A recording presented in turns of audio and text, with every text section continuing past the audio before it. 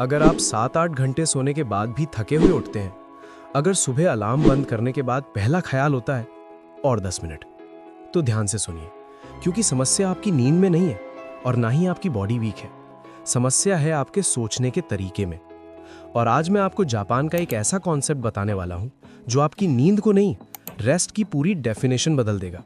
लेकिन उससे पहले एक छोटा सा सवाल, अगर नींद ही सब कुछ है तो फिर ज्यादा सोने वाले लोग ज्यादा फ्रेश क्यों नहीं होते? Part 1, the problem we ignore. आज की दुनिया में हम नींद को एक क्वांटिटी प्रॉब्लम बना चुके हैं। 8 घंटे नहीं सोए, प्रॉब्लम। देर से सोए, प्रॉब्लम। जल्दी उठ गए, प्रॉब्लम। लेकिन फिर भी थकान जस की तस। यहां एक अनकंफर्टेबल ट्रूथ है, ज्यादातर लोग सोते हैं पर रेस्ट नहीं करते। और यही वो गैप है जहां से जापान हमसे आगे निकल गया। थोड़ा डर लगेगा पर सच यही है, क्योंकि क्रॉनिक फटीग सिर्फ टायर्ड होने का नाम नहीं है। ये धीरे धीरे डिसीजन मेकिंग कमजोर करता है, फोकस तोड़ता है और कॉन्फिडेंस चुरा लेता है। और सबसे खतरनाक बात, आपको लगता है ये नॉर्मल है, लेकिन नहीं, ये नॉर्मल नहीं है। Part 2, Japanese concept, quality of rest.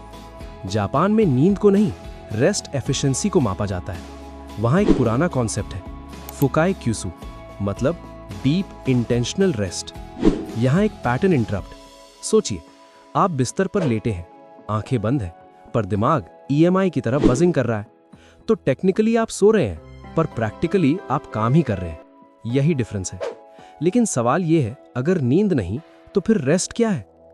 Part 3, why more sleep fails. Japanese researchers ने पाया, थकान का कारण स्लीप डेप्रिवेशन नहीं, मेंटल कैरी ओवर है। मतलब आप दिन की टेंशन, एंजाइटी, अनफिनिश्ड टास्क सब कुछ उठाकर सीधे बिस्तर तक ले जाते हैं। आपका दिमाग अधूरे कामों को छोड़ता ही नहीं, और जब माइंड सोता नहीं तो बॉडी कैसे फ्रेश होगी? यही कारण है कि छुट्टी के बाद भी लोग टायर्ड होते हैं, वीकेंड के बाद भी मंडे भारी लगता है। और अब सबसे जरूरी सवाल, जापान इसे कैसे तोड़ता है? अब असली सीक्रेट शुरू होता है। Part 4, the concept that changes everything. Japan में एक प्रैक्टिस है, स्लीप से पहले रेस्ट। हाँ, आपने सही सुना, सोने से पहले रेस्ट। यहां रेस्ट का मतलब फोन स्क्रॉल करना नहीं है, हम सब गिल्टी हैं। रेस्ट का मतलब है माइंड को अनफिनिश्ड लूप्स से मुक्त करना।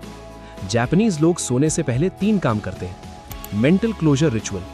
वे दिन के एंड पर खुद से कहते हैं, आज का दिन यहीं खत्म। कोई प्लानिंग नहीं, कोई ओवरथिंकिंग नहीं, बस क्लोजर। लो स्टिमुलेशन ट्रांजिशन। तेज लाइट्स, तेज थॉट्स, सब बंद।